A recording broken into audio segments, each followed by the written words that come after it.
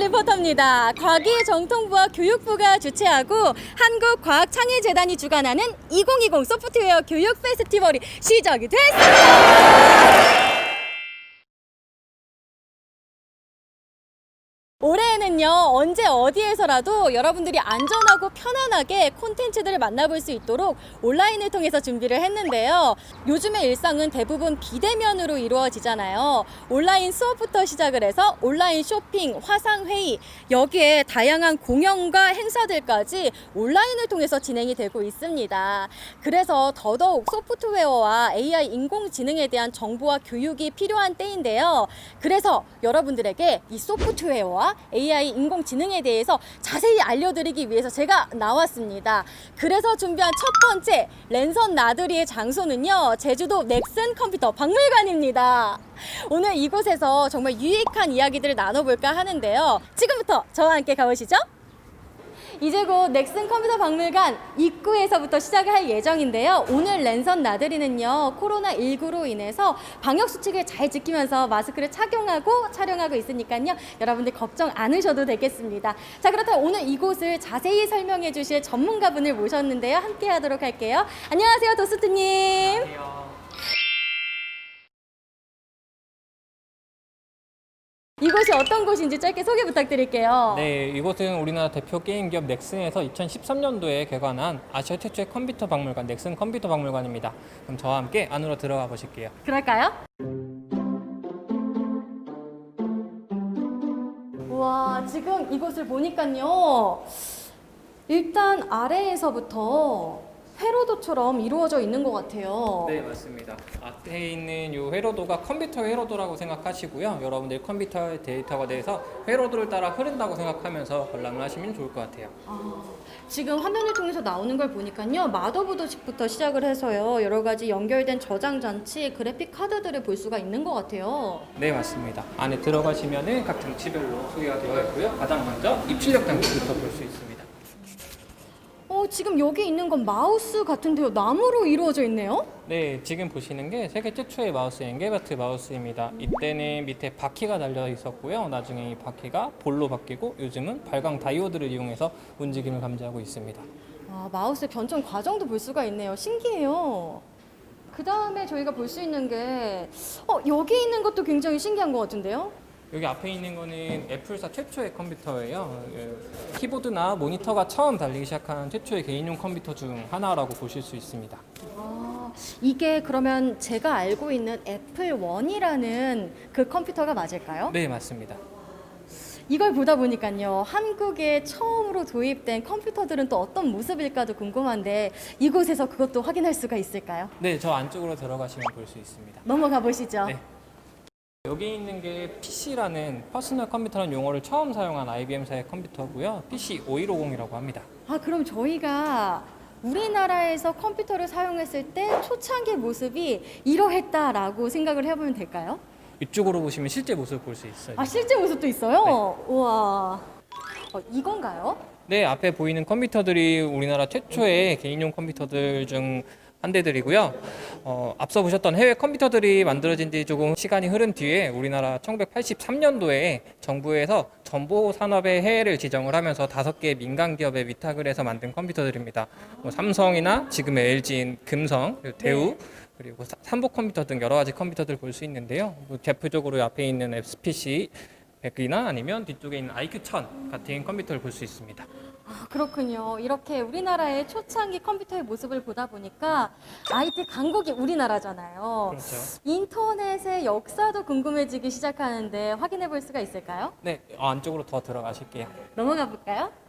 PC통신의 역사들을 확인해 볼 수가 있는 것 같아요. 네, 우리나라는요, 세계에서 2번째로 인터넷 연결에 성공한 나라입니다. 1982년도에 정길남 박사님을 필두로 해서 서울에서 구미까지 SDN이라는 이름의 인터넷 연결에 성공을 했고요.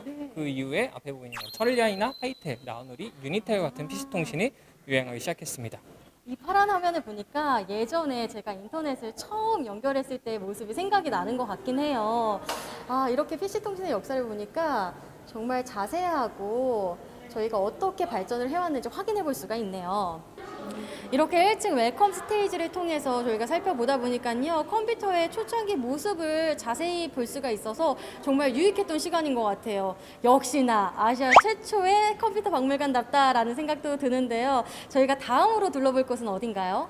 네, 다음은 게임들을 자유롭게 해볼 수 있는 2층으로 한번 올라가 보도록 하겠습니다. 올라가시죠.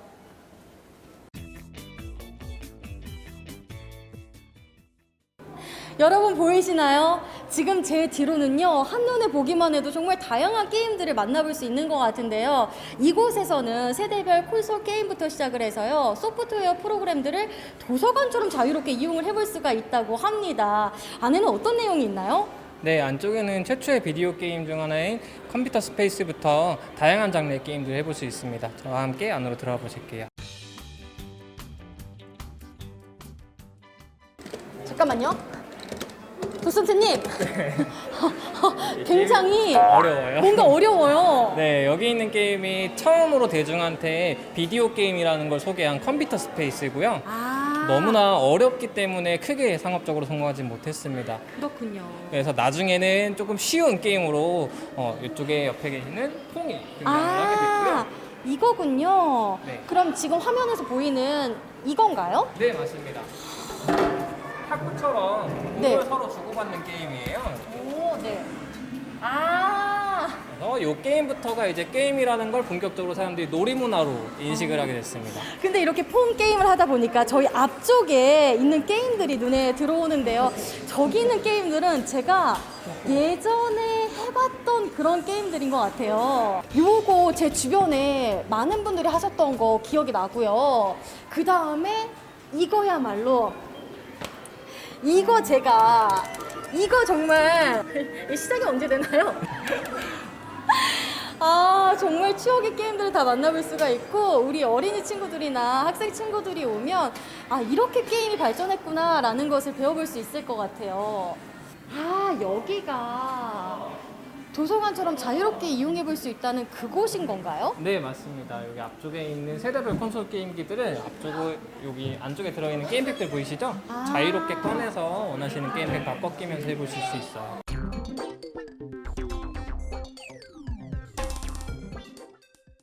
이건 뭔가요?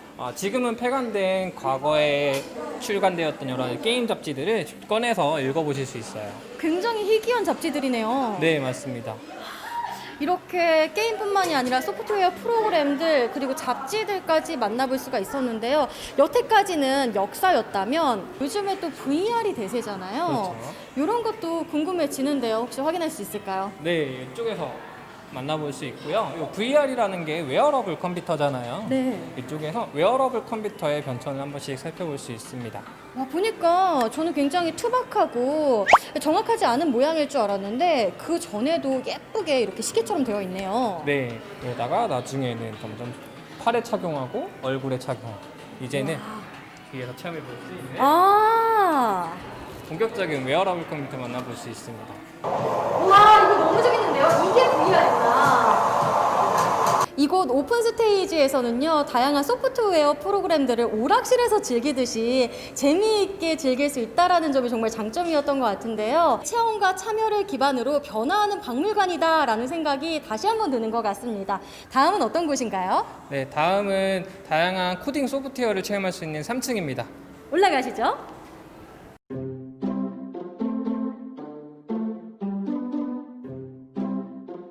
이곳 3층 히든 스테이지에서는요, 정말 다양한 컨셉의 프로그램들을 만나볼 수가 있다면서요. 네, 맞습니다. 저희 박물관 수상품들을 꺼내와서 체험할 수 있는 프로그램들도 있고요. 코딩 프로그램들도 체험이 가능하고요. 그리고 아이들이 직접 DIY로 작동하는 여러 가지 장난감들을 만들어 볼 수 있습니다.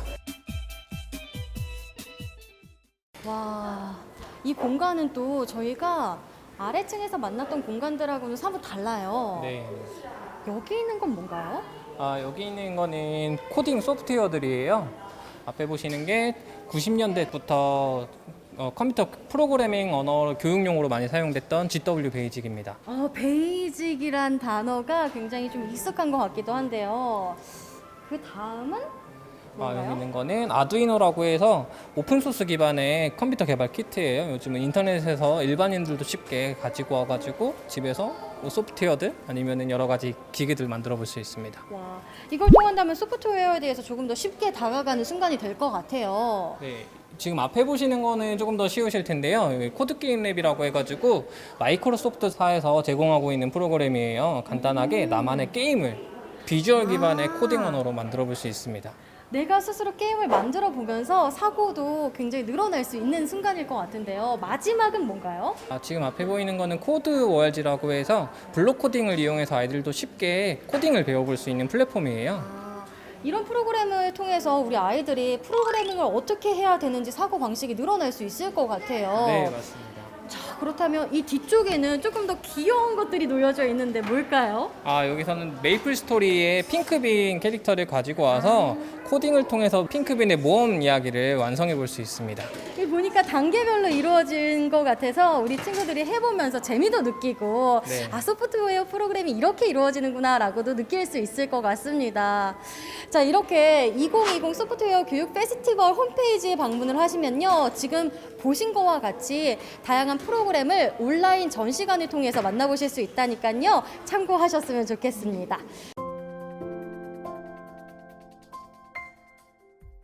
여기는 어떤 곳인가요?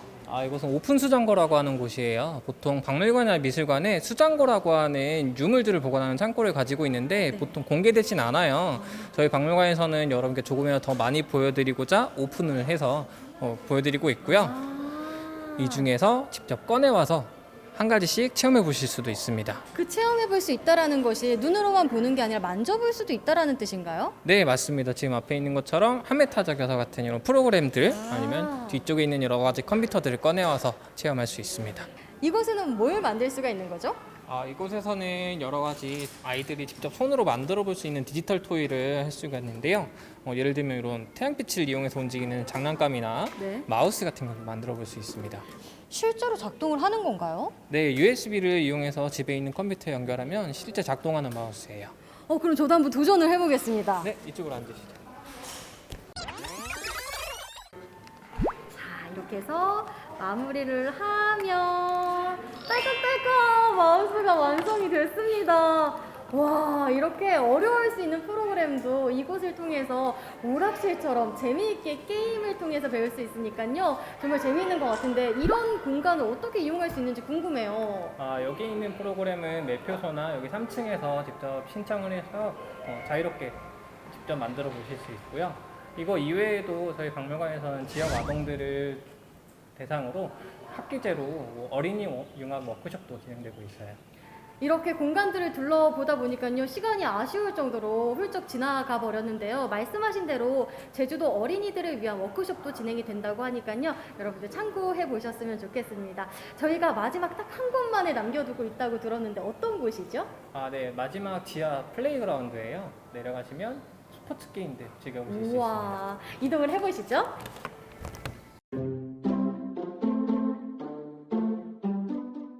이곳 플레이그라운드는 게임과 컴퓨터를 재해석한 전시 기획 공간이라고 들었어요. 네, 맞습니다. 이곳은 저희 박물관 개관 7주년을 맞이해서 스포츠 게임의 역사를 뉴트로 스타일로 재해석한 공간입니다.